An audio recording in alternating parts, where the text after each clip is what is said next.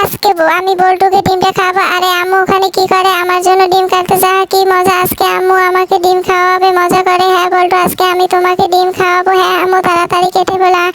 আরে দেখি তো আম্মু কি করে। এই তো ডিম কাটা হয়ে গেছে। বল্টু তাড়াতাড়ি খেয়ে নাও, কাক খেয়ে নেবে। আরে বল্টু তাড়াতাড়ি খেয়ে নাও, কাক খেয়ে নেবে। বুঝতে পারছি বল্টু এভাবে ডিম খাবে না। আমাকে কোনো একটা বুদ্ধি বের করতে হবে। যাই তাড়াতাড়ি রুমের মধ্যে যাই, তারপর ডিম খাওয়াবো বল্টুকে। এই রুমের মধ্যে চলে এসেছি। বল্টু ডিমটা খেয়ে নাও।